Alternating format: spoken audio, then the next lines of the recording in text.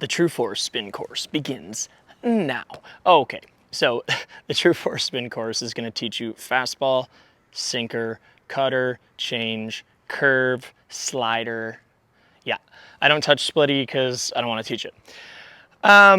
So anyway, we're going right into a fastball. So when I'm throwing a fastball, what I'm trying to do is I'm trying to get all of my weight behind it and the force of the ball to go straight.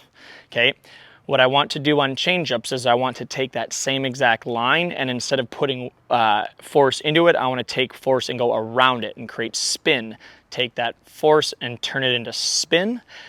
When I'm throwing sinkers, I'm putting more weight on the inside part of the ball. On cutters, I'm throwing more weight from the outside part of the ball. And then when I throw curveballs, what I'm doing is I'm repositioning my hand to drive force from a different angle. So the momentum of the ball is going to be carrying it out, but I'm at the end of forward, I'm going to cut rotation in a line through the ball. So I'll go and explain all of those right now.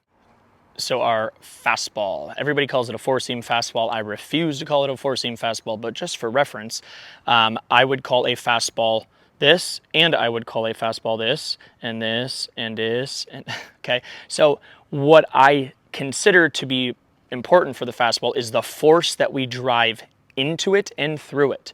So on a fastball, if I'm going to throw that way, I have weight going from my shoulder into my elbow into my hand. So my hand is then, the weight of the ball is pulling my arm into extension like this, and it is that point that my hand is heavy.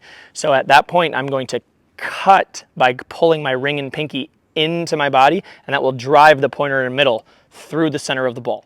What this does is as I pull in, the reaction to in is out with the pointer in middle.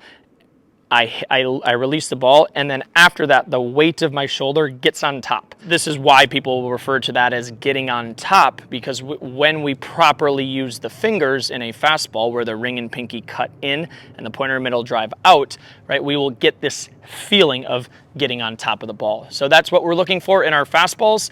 I'll point out that we need to group the fingers appropriately, not necessarily the seam on the ball. Like, this is not prioritizing seams quite yet. This is prioritizing top of the ball, bottom of the ball, side of the ball. So if you're an infielder and you go get a ball quickly, it's more important that you go top, bottom, side than it is that you get the perfect seam.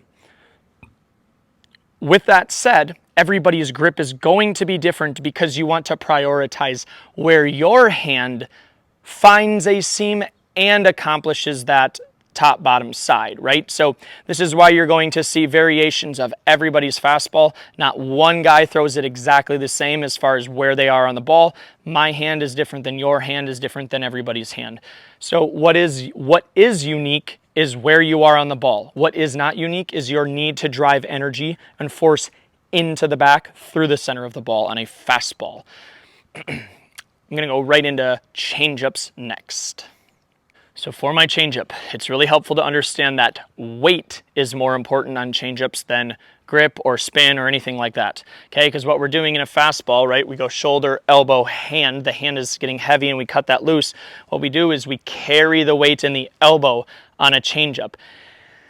And so instead of cutting it when the hand is heavy, we're cutting it as the elbow is through. So I like to think of it two ways. One, I throw it from the elbow, cut it from the thumb.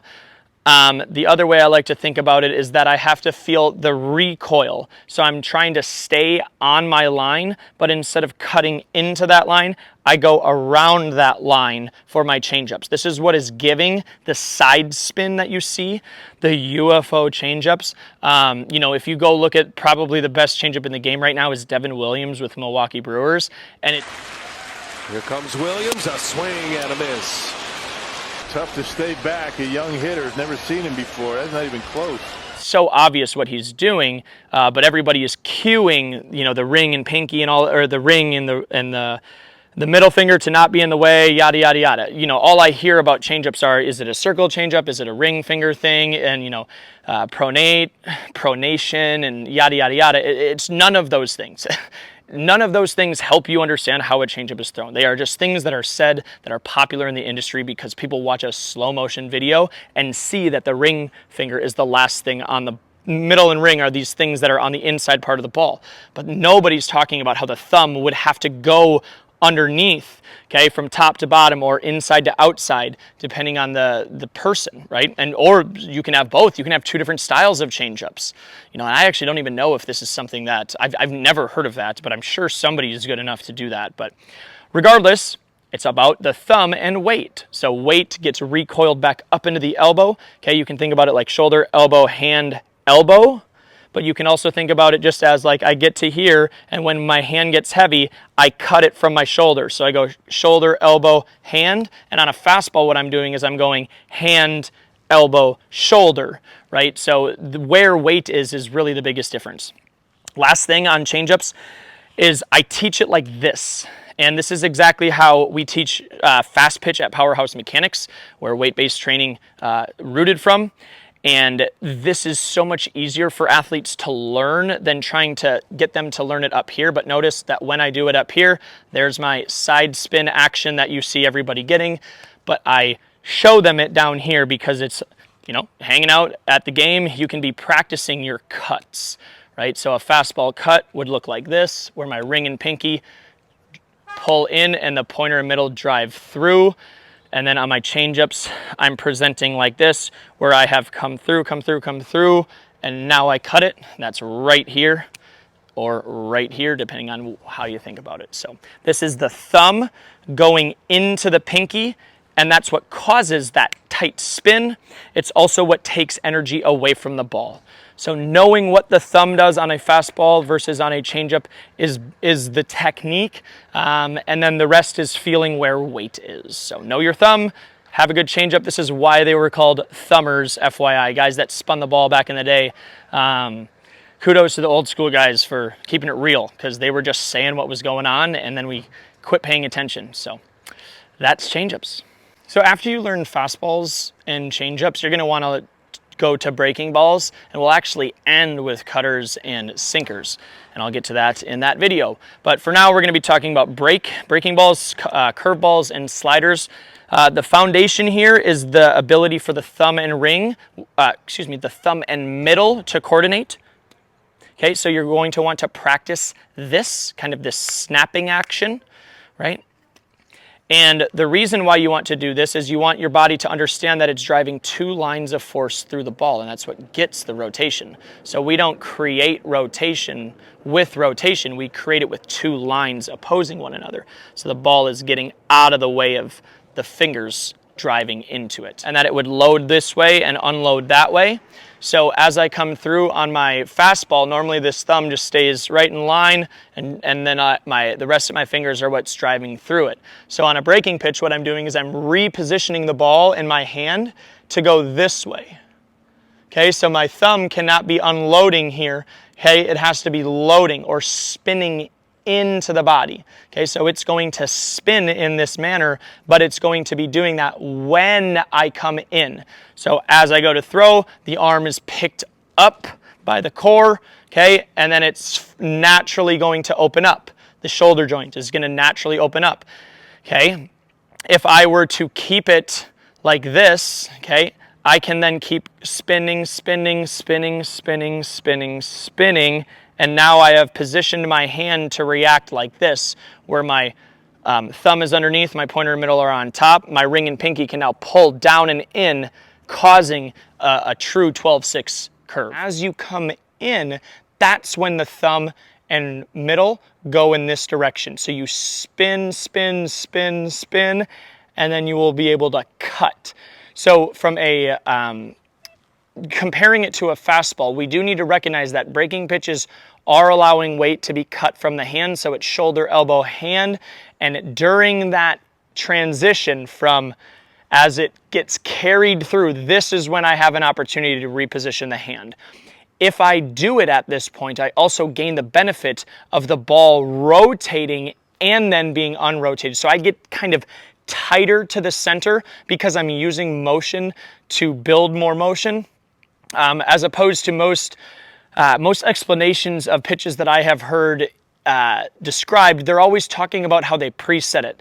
Maybe a pitcher presets his cutter or his slider or his curve, and these are things that might benefit some people in a way, but it's not going to benefit in the way that I would want it to. So this spinning in, it's an action inward, and it gets us tighter to the center of the ball.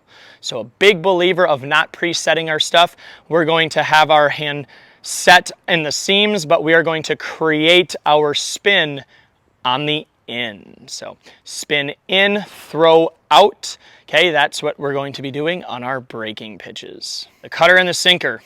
So probably the most misunderstood pitches in the game, in my opinion, because it relies on just these two fingers. And when I go to throw, I need to recognize that a cutter, I'm going this way, and on a sinker, I'm going this way. And I'm doing that action to get my hand in a very specific spot. So when I get my hand on the inside part of the ball, I am now putting the weight of me, because that's where the weight got, it went shoulder, elbow, hand. The weight of me is on the inside part of the ball. So you're going to see sinkers react like this, and cutters are going to react more here.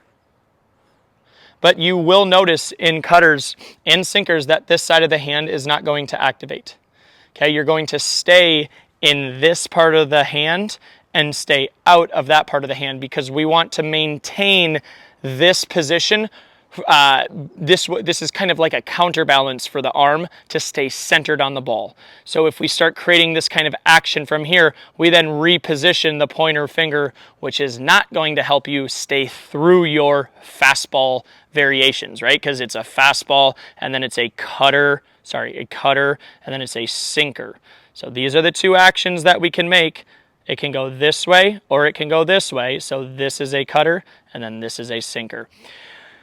All I'm doing then is just like a fastball, I'm driving through the center of the ball, but I'm just driving through using this side of my hand. So when I use that side of my hand, because weight is on the outside, boom, it's going to drive the finger in. Right here, similarly, because I position my arm accordingly, I'm going to now drive weight through that side of the ball. So all it is it's in the fingers. You practice it like this. I'm doing my fastball cut right now. This is a sinker cut, and then this is a cutter cut. Cutter cut. Sinker. Regular fastball. And those are all the pitches. So thank you so much for getting this far in the True Force Spin course. Hey, if you have any questions, please obviously let me know. This is very, very different than what is typically taught, so I'm hoping there are questions. I would love to give further explanation. I am very, very readily available to you, the owner of the True Force Spin course. So love it, and good luck out there. Dice some people up.